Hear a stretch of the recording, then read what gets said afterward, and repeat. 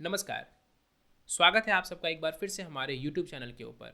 आज के कार्यक्रम में हम पत्रिका में मल्टीपल मैरिज योग कैसे देखते हैं इसको समझेंगे। देखिए, आजकल के ज़माने में एक से ज़्यादा शादियों का जो प्रचलन है, चाहे चाहते हुए या ना चाहते हुए, ये काफ़ी ज़्यादा बढ़ गया है। ऐसे में जो कुंडली है हमारी, ये बहुत ज़्यादा हमें मदद करती है ये जानने में कि कहीं हमारी पत्रिका में एक से ज़्यादा विवाह के योग तो नहीं। तो आज उसी चीज़ को हम पत्रिका के ऊपर समझेंगे। पहले नियम समझेंगे और फिर उसको हम कुंडलियों के ऊपर कैसे अप्लाई करना है ये भी एग्जाम्पल चार्ट के माध्यम से समझेंगे। चलिए सीधे आ जाते हैं इनके पैरामीटर्स के ऊपर कि पत्रिका में हमें कौन से वो नियम है जिसको लगा करके ये समझना है कि कुंडली में एक से ज़्यादा विवाह की संभावना है। जो प्रथम क्राइटेरिया है या कंडीशन है वो ये है कि कुंडली के यदि सप्तम भाव में, कुंडली के सेवेंथ हाउस में यदि आपका वक्री ग्रह हुआ, सप्तम भाव में कोई वक्री ग्रह बैठा हुआ, या फिर आपका सप्तमेश जो सप्तम का स्वामी है वो वक्री है कुंडली में, तो ये दो विवाह के योग या एक से ज़्यादा विवाह के योग बनाता है। इसके साथ साथ सप्तमेश, हर कुंडली में सप्तम का कोई स्वामी होगा। यदि सप्तमेश द्विस्वभाव राशि में विराजमान हो लगन कुंडली में एवं नवमांश कुंडली में, तो ये भी दो विवाह के योग को पुष्ट करता है। द्विस्वभाव राशियां हैं मिथुन राशि, कन्या राशि, धनु राशि एवं मीन राशि। तो इन राशियों में आपको देखना है कि कहीं आपका सप्तमेश तो नहीं जा रहा। नवमांश कुंडली को भी देखना है आपको। इसमें बुध जो है ना, ये मल्टीप्लिसिटी को दर्शाता है, एक से ज़्यादा चीज़ों को दर्शाता है। तो यदि बुध का प्रभाव कुंडली के सप्तम सप्तमेश के ऊपर हुआ तो ये भी इस चीज़ में एक टिक मार्क लगाता है, यानी कि मल्टीपल मैरिज होने की संभावनाओं को बढ़ा देता है। इसके साथ ही साथ यदि आपकी पत्रिका में राहु का प्रभाव, ये तो बहुत फेमस है, बहुत सारे लोगों को पता होगा, यदि राहु का प्रभाव कुंडली के सप्तम भाव के ऊपर हो या सप्तमेश के साथ राहु का संबंध हो, तो ये भी इस बात को पुष्ट करता है, बढ़ावा देता है। साथ ही साथ यदि आपकी कुंडली में जो कारक हैं विवाह के, विवाह का कारक शुक्र होता है पत्रिका में, तो यदि शुक्र आपकी कुंडली में वक्री हो, रेट्रोग्रेड बैठे हो, या फिर वो द्विस्वभाव राशि में विराजमान हो, तो भी इस योग में वो हेल्प करता है कि एक से ज़्यादा विवाह की संभावनाओं को वो बढ़ा देता है। इसके अलावा यदि कुंडली के सप्तम भाव या सप्तमेश का संबंध 11वें भाव या उसके स्वामी से बन जाए, ध्यान से सुनिएगा, 11वें भाव के स्वामी के साथ या 11वें भाव से सप्तम भाव का या सप्तमेश का संबंध बन जाए। कैसे बन सकता है? मान लीजिए आपका सप्तमेश 11वें भाव में हो, या 11वें का स्वामी सप्तम भाव में हो, या सप्तमेश और 11वें भाव के स्वामी की युति हो जाए कुंडली में, तो ऐसा कोई योग हो तो वो भी इस बात की तरफ इशारा करते हैं। किसी भी प्रकार से वक्री ग्रहों का प्रभाव आपके सप्तमेश के ऊपर हो, मान लीजिए सप्तमेश कहीं भी बैठा है, उसके साथ एक वक्री ग्रह आकर के विराजमान हो जाए, तो ये भी कुंडली में मल्टीपल मैरिज योग में हेल्प करता है। इन सभी स्थितियों को आप लगन कुंडली के साथ साथ नवमांश कुंडली के ऊपर भी अप्लाई करके ज़रूर देखें।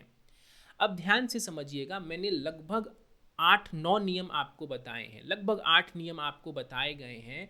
तो कंक्लूजन के ऊपर सिर्फ एक पॉइंट को देख करके, सिर्फ एक नियम को लगा करके मत पहुंचिएगा। कोशिश करिएगा कि चार्ट में जितने ज़्यादा से ज़्यादा नियम लग सके उसको आप अच्छे से देख लें, उसके बाद ही निष्कर्ष के ऊपर पहुँचें। अन्यथा कई बार क्या होता है कि एक नियम लगा करके आप सीधे कंक्लूजन के ऊपर पहुँचते हैं तो रिजल्ट नहीं मिलता है। तो अच्छे से चीज़ों को पहले समझ लें, पूरे चार्ट को बारीकी से देख लें, उसके बाद अगर आप निष्कर्ष पे पहुंचेंगे तो आपको सटीकता से जानकारी मिल जाएगी। तो जितने ज़्यादा फैक्टर्स जो अभी मैंने बताए हैं, जितने ज़्यादा फैक्टर्स कुंडली में लगेंगे उतनी ज़्यादा संभावनाएं बढ़ जाएंगी दो विवाह की। अब ये बात हमने थ्योरेटिकली की, हो सकता है कुछ लोगों को समझ आया हो सकता है आपके मन में थोड़े डाउट्स हो, तो इसको अब हम क्लियर कर लेते हैं कुछ पत्रिका के माध्यम से।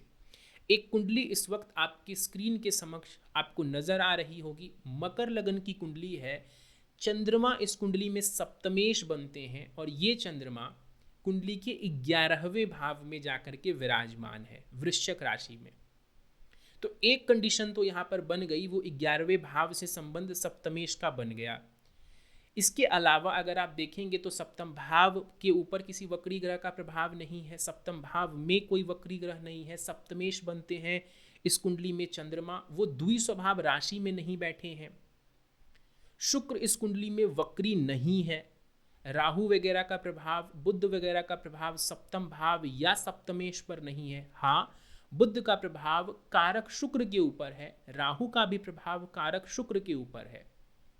नवमांश कुंडली में ये जो चंद्रमा है ये चर राशि में जाके विराजमान है, 10 नंबर की राशि में विराजमान है, तो वहां पर भी ये चंद्रमा द्वि स्वभाव राशि में नहीं गए। यानी कि सिर्फ एक या दो फैक्टर्स हमको मिल रहे हैं, उससे ज़्यादा फैक्टर्स नहीं मिल रहे हैं हमको। केस क्या है, देखिए ये 1946 के आसपास की कुंडली है, ये एक महिला का चार्ट है जो उन्होंने मुझे बताया, मैं वही आपको बता रहा हूँ। उन्होंने कहा कि वैवाहिक जीवन कोई बहुत अच्छा हमारा नहीं रहा, विवाह तोड़ने की संभावना बनी थी, बट इन्होंने जैसे तैसे वैवाहिक जीवन को चलाना ही सही समझा और इनका डिवोर्स नहीं हुआ। तो पत्रिका में बहुत स्ट्रॉन्ग योग है भी नहीं, और दूसरा ये जो कुंडली है ये 1946 की है, इस वजह से भी दो विवाह की संभावनाओं को ये कम करता है। इसके बाद जो सेकंड केस है ये बहुत इंटरेस्टिंग केस है, ये मेरे ही क्लाइंट का चार्ट है जो अभी मैं आपको दिखा रहा हूँ स्क्रीन के ऊपर। इनके बोथ डिटेल्स आप नोट कर लीजिए। 20 जून 20 जून 1986 1986 सुबह के 6:30 बजे भोपाल मध्य प्रदेश। ये एक मेल का चार्ट है।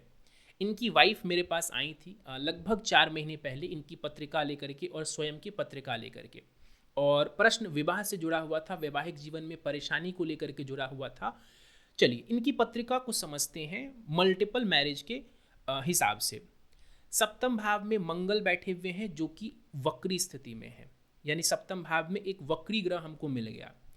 मंगल इस कुंडली के 11वें घर के स्वामी हैं, यानी कि 11th लॉर्ड का संबंध सप्तम भाव से बन गया। राहु इनकी कुंडली के 7th हाउस को देख रहा है। तो इस कुंडली में हमको बहुत सारे कंडीशंस मिल रहे हैं। साथ ही साथ अगर आप देखेंगे तो नवमांश कुंडली में आपको जो गुरु इस कुंडली का सप्तमेश है, वो गुरु वहाँ पर बुध की राशि में यानी द्वि स्वभाव राशि में बुध के साथ बैठा हुआ है। यानी जो सप्तमेश गुरु यहाँ पर स्थिर राशि में था वो नवमांश कुंडली में द्वि स्वभाव राशि में बैठा हुआ है। राहु जो इस कुंडली में लगन कुंडली में सप्तम भाव को देख रहा था, वो नवमांश कुंडली में भी सप्तम भाव के ऊपर राहु का प्रभाव इंटैक्ट है, बना हुआ है। यानी कि अगर आप ध्यान से देखें तो 5 से 6 कंडीशंस इस कुंडली में लग रहे हैं मल्टीपल मैरिज की तरफ। जो योग हमने पढ़ा इस चार्ट में मल्टीपल आपको तरीके से ज़्यादातर जो पैरामीटर्स हमने डिस्कस किए वो लगते हुए इस चार्ट के ऊपर दिख रहे हैं। तो यस, ऐसी कुंडलियाँ आती है, ये आपकी भी है, तो इस बात की तरफ इशारा करती है कि एक से ज़्यादा विवाह की संभावना से इनकार हम नहीं कर सकते हैं ऐसे चार्ट में। इनका अगर मैं पर्टिकुलर केस बताऊं तो 4 महीने पहले बहुत ज़्यादा परेशानी थी इनके वैवाहिक जीवन में। तो इनकी वाइफ जो है डिवोर्स लेने का सोच रही थी। किसी ने मेरा नंबर दिया, उन्होंने मुझसे कांटेक्ट किया, जो मेरे पुराने क्लाइंट थे उन्होंने इनको मेरा नंबर दिया था।